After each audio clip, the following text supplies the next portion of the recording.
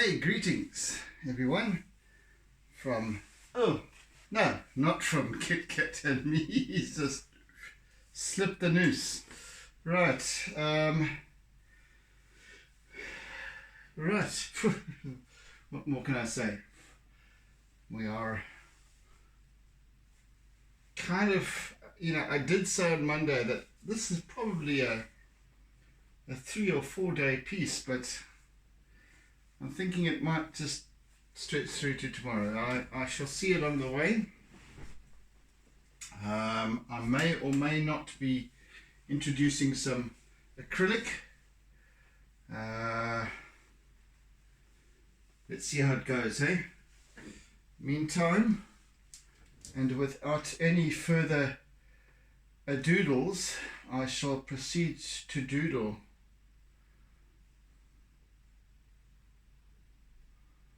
All right, let's do some work here on this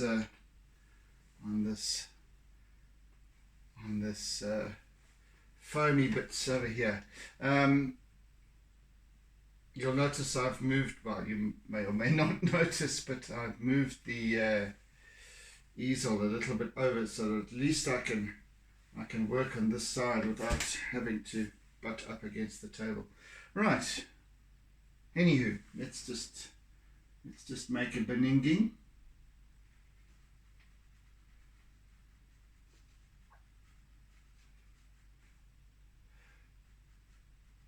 But otherwise today is going to be predominantly about line work.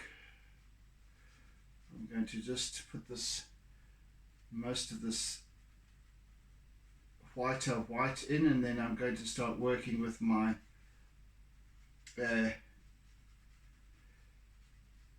Conte with line, both black and white.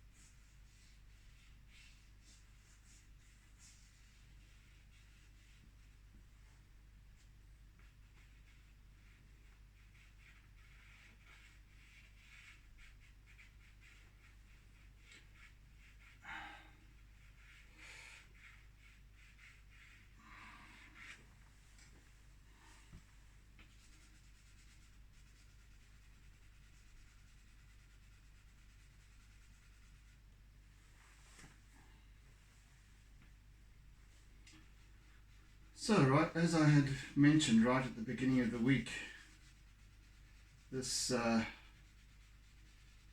week's sessions of my Artsy lockdown are dedicated to the memory of my friend and mentor, Finnie, who passed away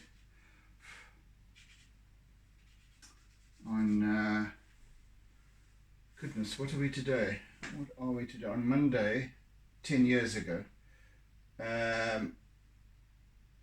What's our date today? On the 9th of August 2011. Yeah, we had some really good conversations together, Rod and I. He really helped me to see the world in a different way from that which I had come to. And he taught me a great deal. Very, very wise man. Perhaps a little too serious about life. Maybe that's what did him in the end. Always very clenched of jaw kind of person.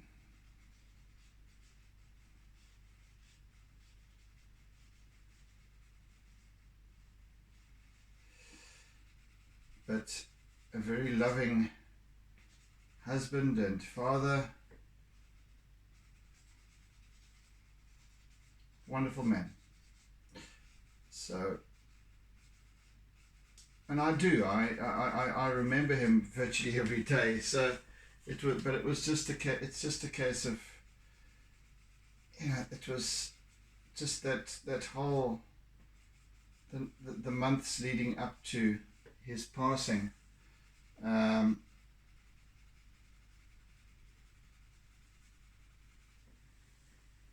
Was almost bizarre, because he had accepted whatever was meant to be,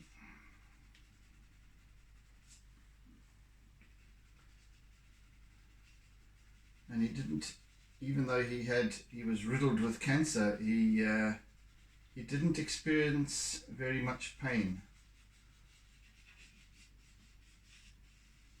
So his mind was, because he wasn't full of morphine and what have you. I mean, he was in the last week, I would say, of his time here on Earth. But aside from that, obviously allowing for his mind to still function as it always has, and as a result, we had some very, very deep conversations about life, about the work that we were doing, etc. So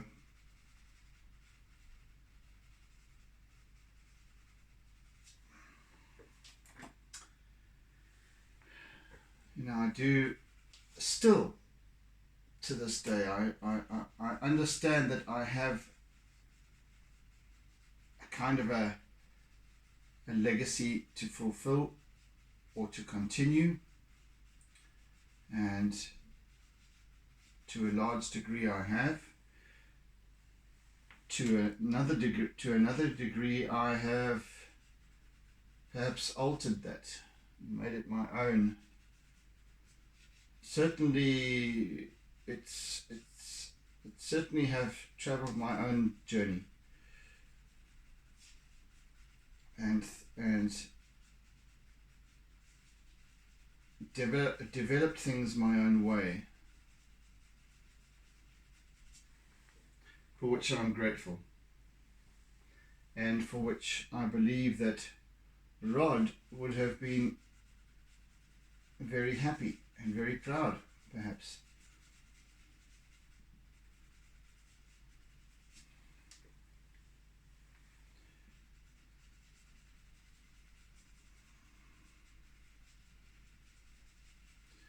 So there are essentially two major facets to who I am and why I'm here. One of them is the coaching, the mentoring, the teaching. And the other, of course, is art. And that's where I think my dad was my influence. My dad taught me the fundamentals of art, how to draw, shading, light and shade, perspective.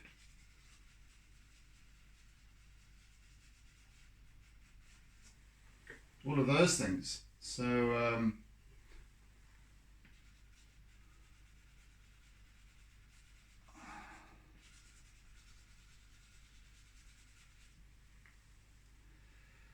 it's kind of come full circle now, I think.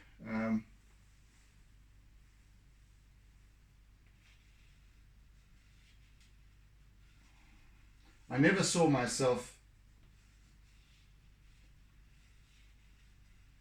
either as being a full-time, serious artist,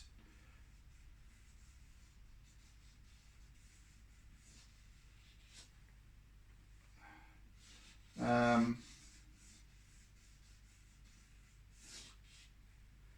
I never ever saw myself as a teacher of any kind.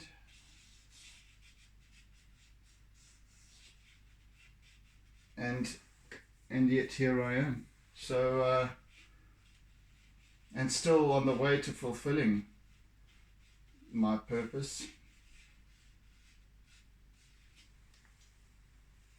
Interesting, very interesting. So yeah, right. So what I'm basically doing here is I'm doodling. As you can see, I can only do this when I can only speak and let my mind wander when I am not having to focus on what I'm doing, because I'm a man. I battle to multitask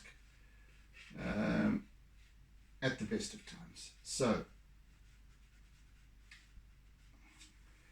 I am doodling. I'm filling in this white foamy area, and I'm also at the same time just energizing it. So I'm feeling what this foamy surface feels like.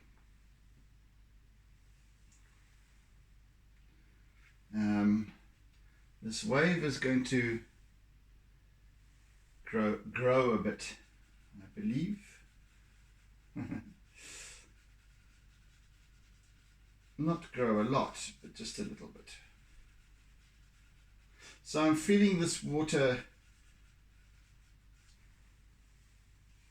rushing in towards that has rushed in towards the rocks below the wall here. And then the next one building behind that. But there's this sense of milling about over here. There's this melee of foam and activity, and yeah, like chickens in a pen. Run. Chicken? What do you have? What's in a pen? What do you? Anyway, whatever it is, that.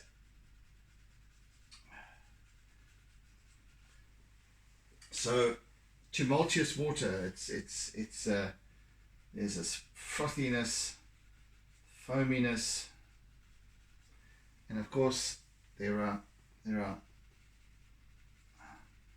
rocks now covered by the water, so they're just beneath the surface. So you've got this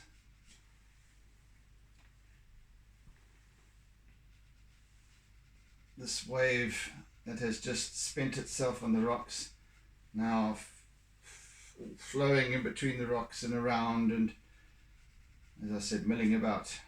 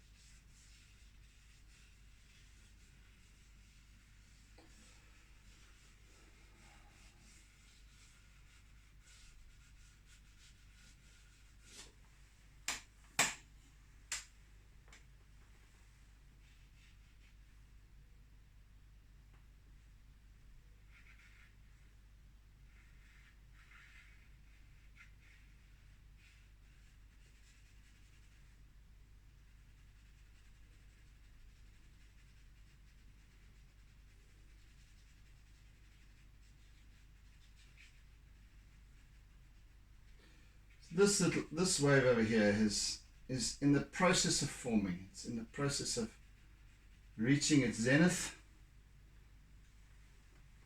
and collapsing and itself rushing helter-skelter towards the rocks.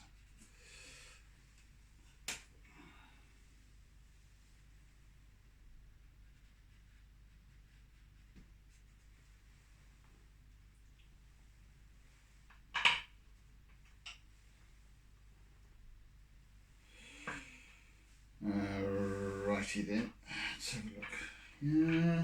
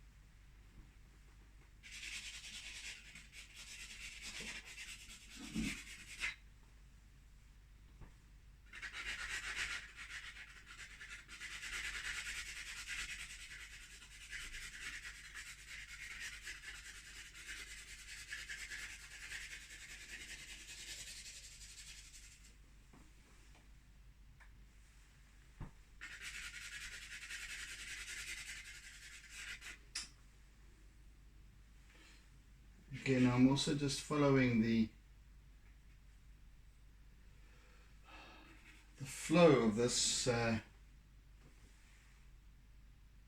Where's that little? There you are.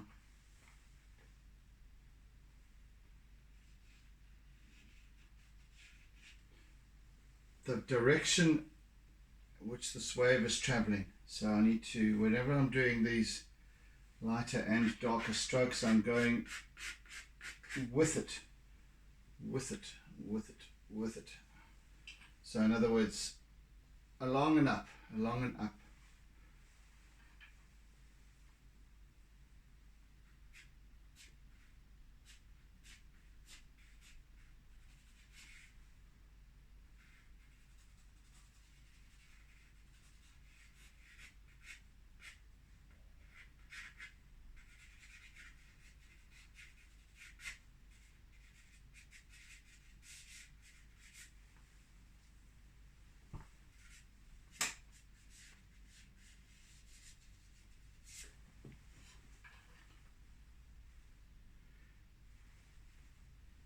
Keeping these colors fairly soft,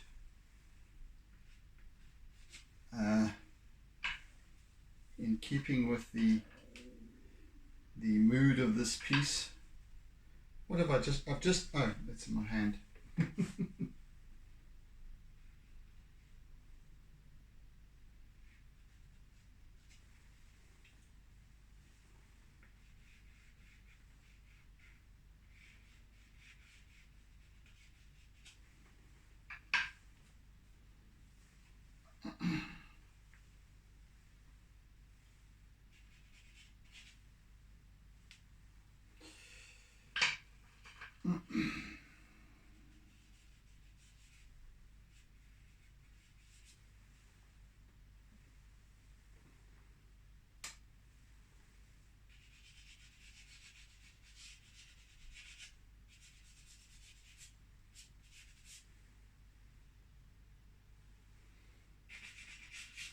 Once again, the wave is picking up just a little bit of that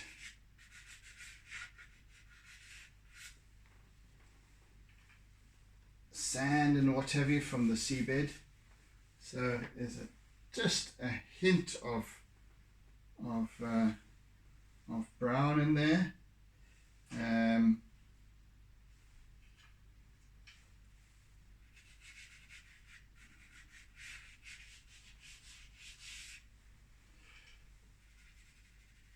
Which I'll then soften.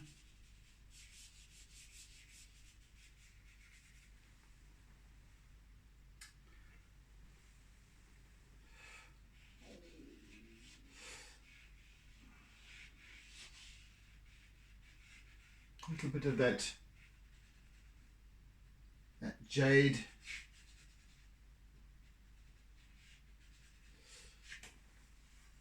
going on. Whenever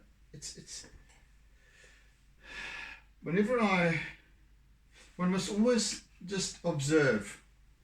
Even if it's a static image, like the reference image, really have a good look. Ponder what one sees. In other words, take a step back. Don't just try and copy what you're seeing. Just have a look, first of all, not just at the shapes and the colors, but maybe what forms them. Like I've said, then you'll have a far better understanding of why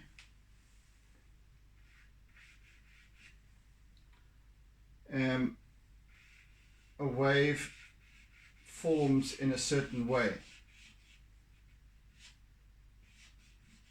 So in other words, as I have been describing, the way I'm observing this wave is that, okay, so what I see is a little bit of brown. Why do I see a little bit of brown? Because the wave, or the churning of the ocean has lifted the sand into the wave. It'll come forward and so on and so forth. That constant action of the sea.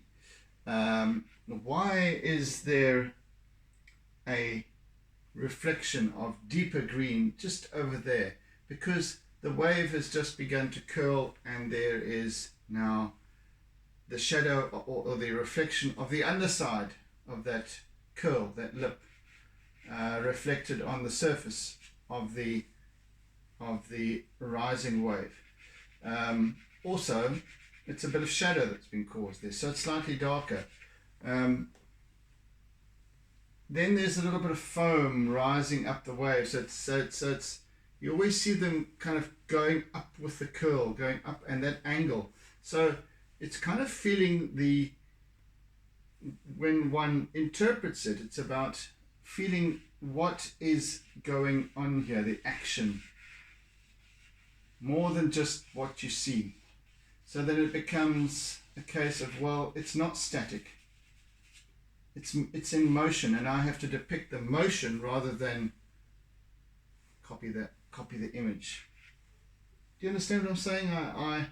It's to me it seems rather important.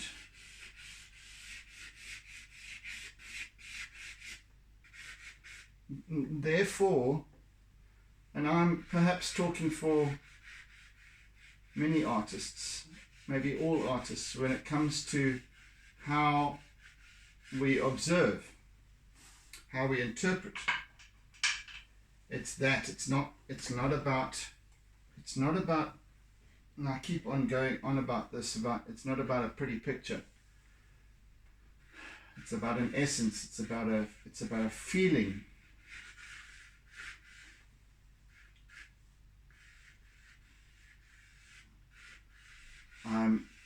I'm looking to depict a story, an energy,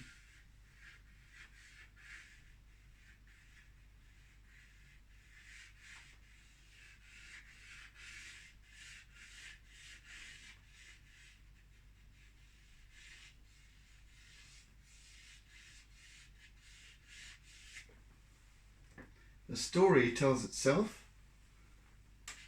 I allow or provide the energy for it to shape itself.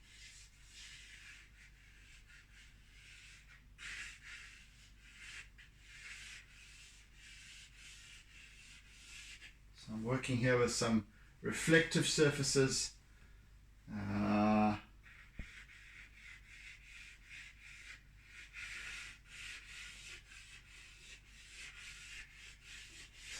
So there's an underlying charcoal base, which, if you recall, was fairly dark. I think I mentioned something along the lines of a 30 or 20% black, so it was fairly dark.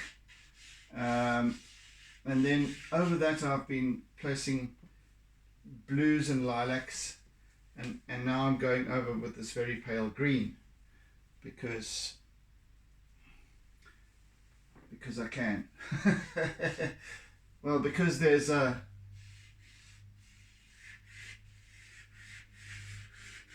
this faceted, multifaceted surface that the water is constantly changing.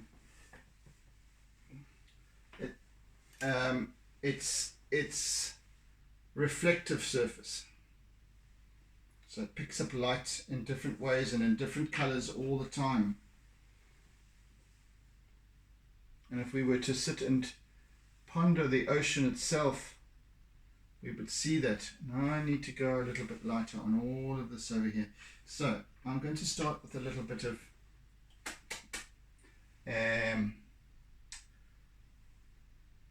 no, I'm not just yet. Let me just, what I really want to do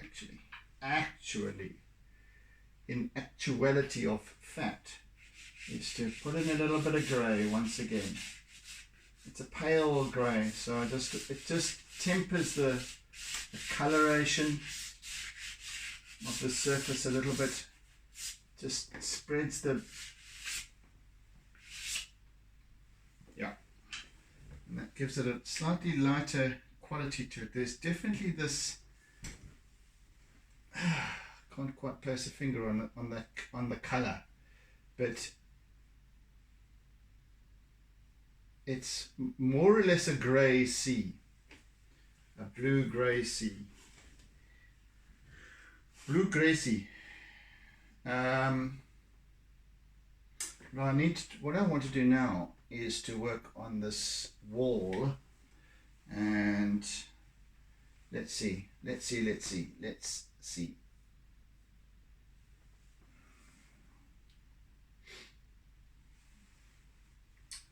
Okay. Come here, you little.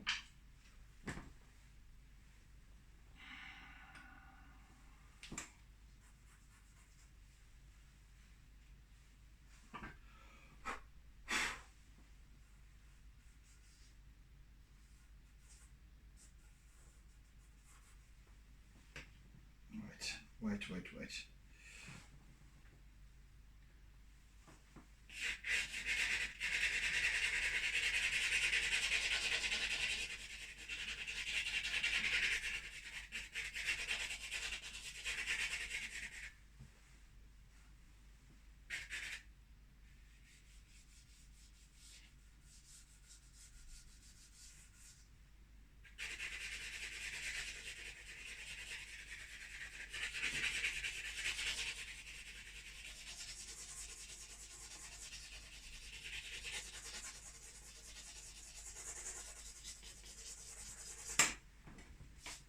So I'm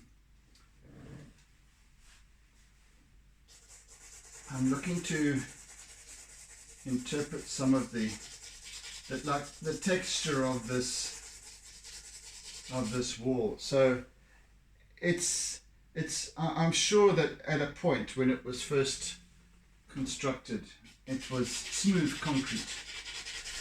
However, what with the passing of time and exposure to the elements and constant battering of the sea, etc., flushing over the top of the wall on a constant basis, it's exposed a lot of the underneath of the rock. So we've got a little bit of the original surface layers on this side, which doesn't take the brunt of the water, just comes cascading over. But here, a lot of the body of the concrete with the little stone chips and all of that has been exposed. Now I can't depict every single little chip of stone, etc., but I can try and work up a kind of texture that represents that perhaps triggers that recognition in the brain of the observer. That's you. So well, those who observe it, and I will bring this piece closer to the camera, or bring the camera closer to the piece to show you what I mean in terms of this kind of depiction of. And let me get a little bit more.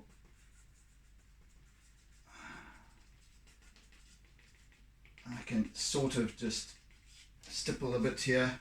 Yeah, we can do that. We can do that. Let's put it back down here.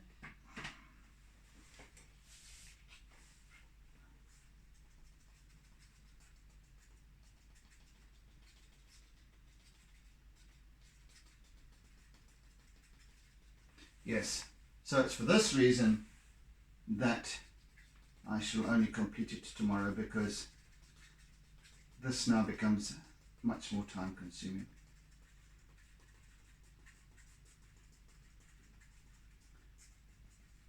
As I said, not to depict every single little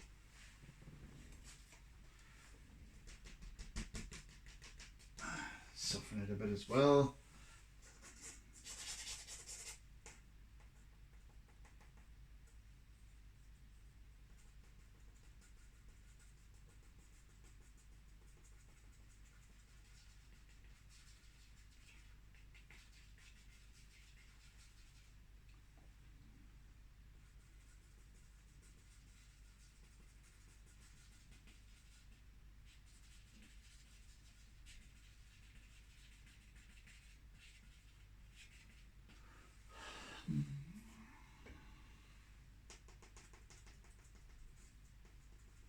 And as you know, I don't like to rush things. I don't like to. I want to, when I've completed, I've completed. I don't want to be feeling like something is incomplete, or that I should have done something. That if something is speaking to me like this is now, then I need to do it properly.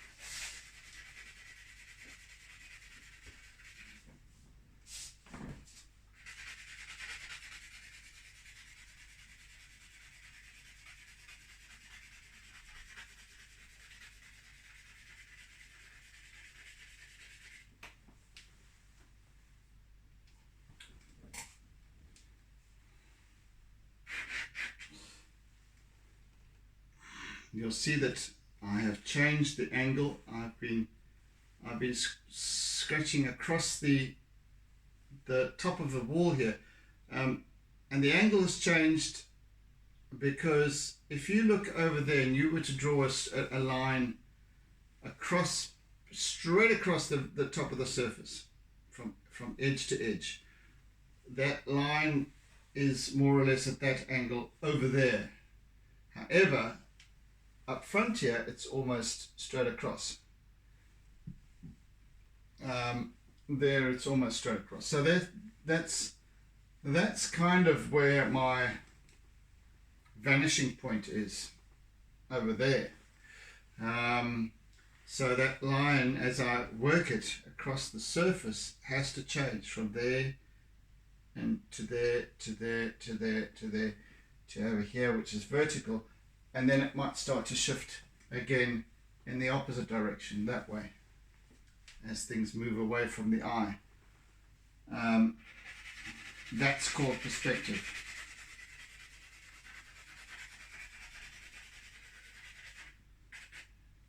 If it was all the same, if I kept that angle all the same throughout, it would almost be like doing a two-dimensional technical drawing where there's no perspective involved. It's just flat. So anyway, basically what it does is it just adds to the what triggers in the mind as being believable, because it fits visually with what your memory banks have accumulated and what have you over your lifetime, so that it looks right.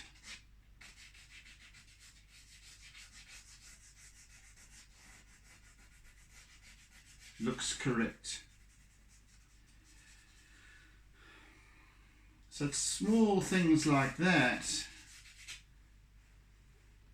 If I was to be teaching art, that's what it is about. That's the stuff that when you really look with intent with listening. That's what you interpret. And you interpret. Now, as I said, I have my tools that I'm using have limitations, or rather the medium that I'm using has limitations. The charcoal sticks are too soft to have a sharp point. They're also stubby. The same goes for the pastels, and of course my contact crayons are in fact square profile.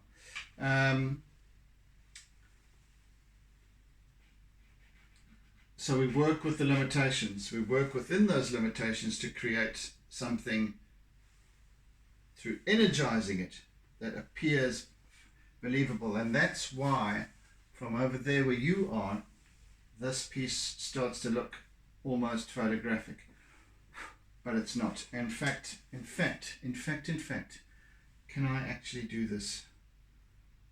Can I actually bring this thing to you? Or should I bring the camera? I'm going to bring this along. So I want you to have a look, and I hope this works so that you'll see what I mean. That visually, I don't know that. No, I don't know if that's going to work, but basically you'll see what I mean. There's no real detail in this piece. I don't know, that might have just fuzzed out altogether for you. I must devise another means of showing you what it's about. Anyway, maybe what I'll do is I'll bring the camera towards it as well. So we'll try both methods to see if one of them works.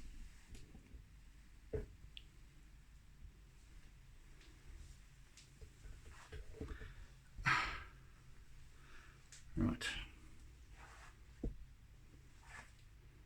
So there you'll see.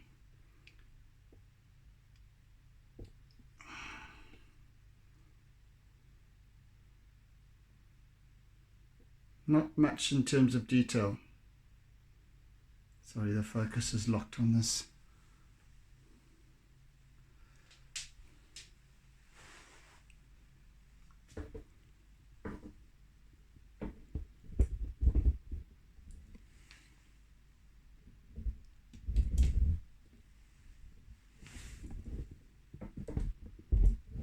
And we're back.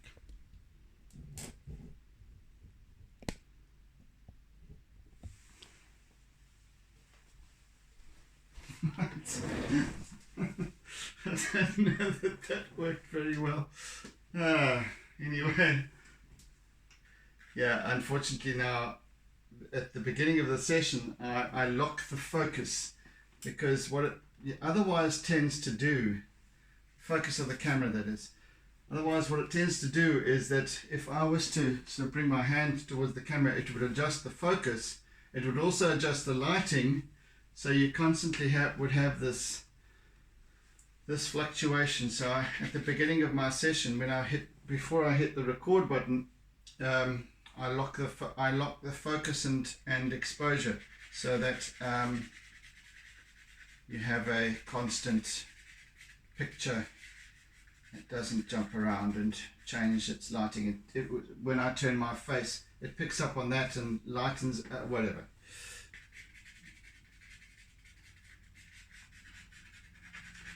These are some technical things that I don't fully understand, but nevertheless I've come to find that they work for the benefit of the video itself. I don't think I really did justice to trying to show you what this is about, what I'm doing here. Yeah, I'll think of something else then in future.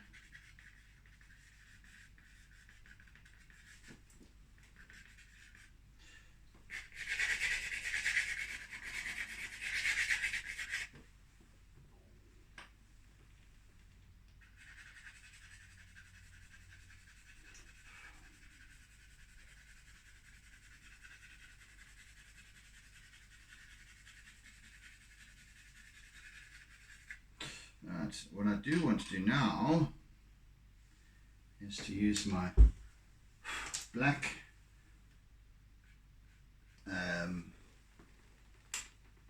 whatchamacallit, compressed charcoal, just to pull up some of the deep blacks. I do want to keep this piece quite softish. I found myself quite enjoying that quality about this piece, so I don't want to over accentuate the deep the depths of contrast. I want to keep it nice, a nice gentle serene scene that is typical of a morning, an earlyish morning south coast KwaZulu-Natal seascape. Just that mood of that gentle rise and fall of the ocean, that stillness in the air,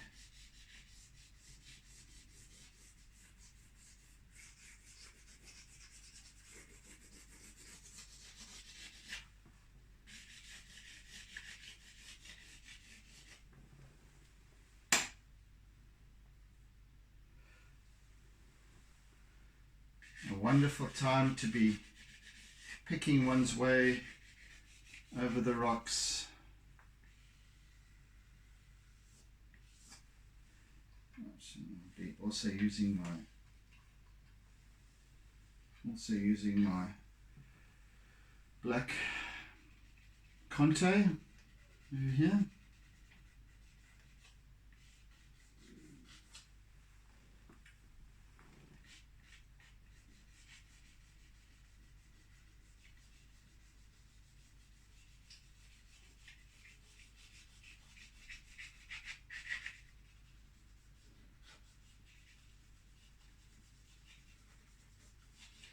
So this little wall requires a fairly significant amount of work today and tomorrow to complete it.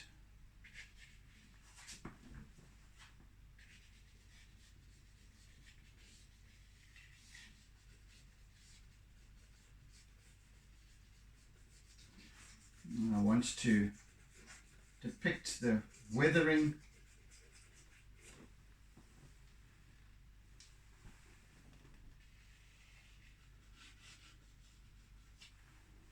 some of the cracks and where the rust has bled through.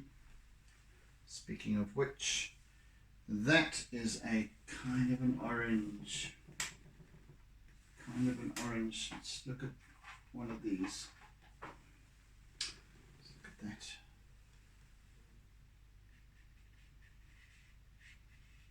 Just a hint. Just a hint here and there.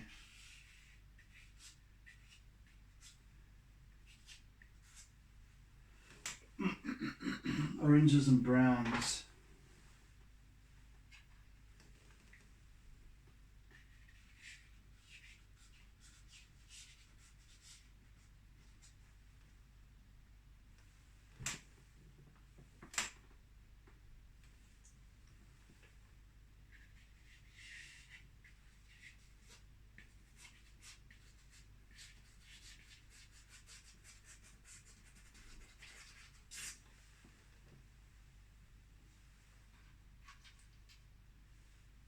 That's the one I was looking for.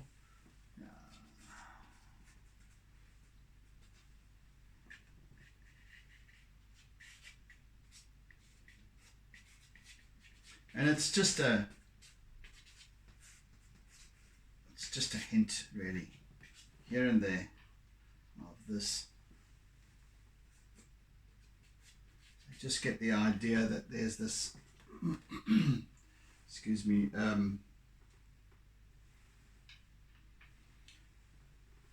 there's this content of iron, bits of metal that have been put into the wall, not steel rods but steel, to along with the stone chips, so little bits of steel to also help to reinforce this wall a little bit. I don't know why they didn't use reinforcing rods. Perhaps it was a cost factor, I don't know.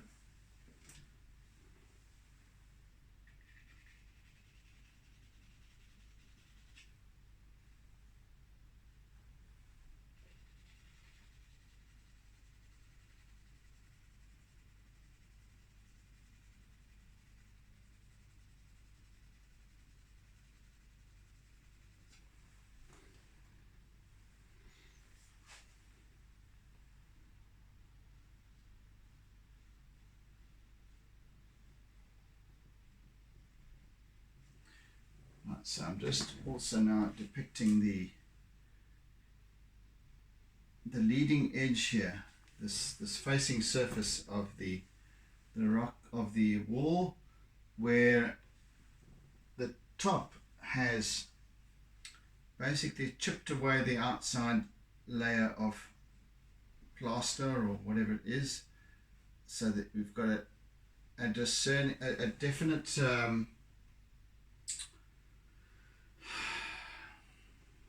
a definite line where that chipping begins, or where that peeling off of that layer begins. And also we have white on the surface, on the edge of that as well. A little bit here, a little bit there. Here a bit, there a bit, everywhere a bit.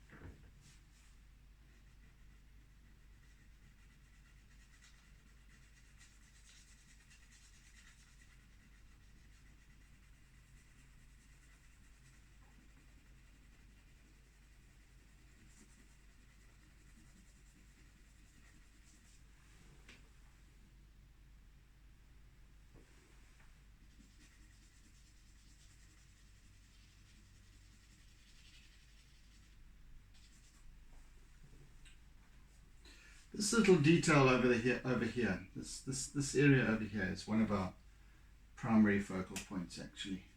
So I'm giving it a fair amount of attention.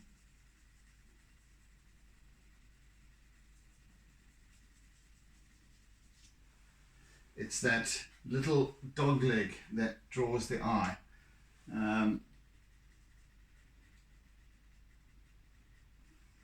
So it needs to be given due consideration.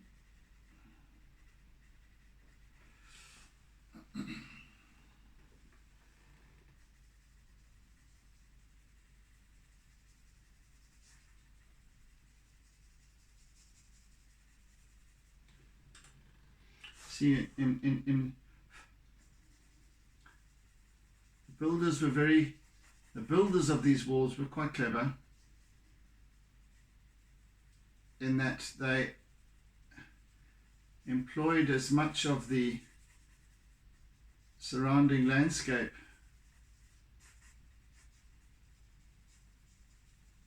to minimize the amount of materials used, etc., etc. So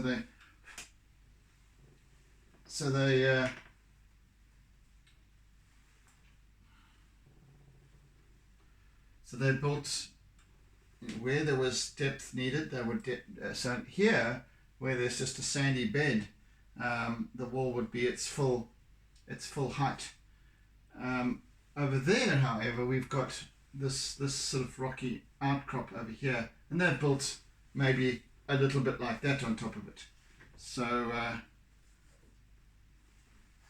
but keeping the height fairly consistent all around, so the pool goes right from over there, around here, and then around the back here, it ends off, and then this way, once again.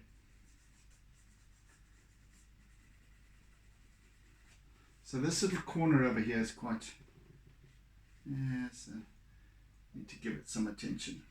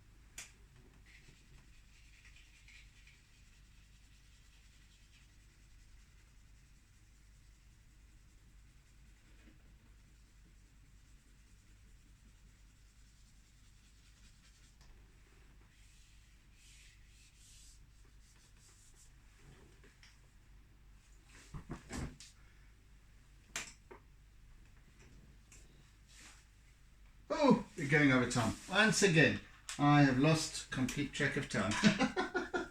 Setting a precedent here, aren't I? Right, that's it, folks, for today. So we didn't get to complete our piece today. So anyway, all right.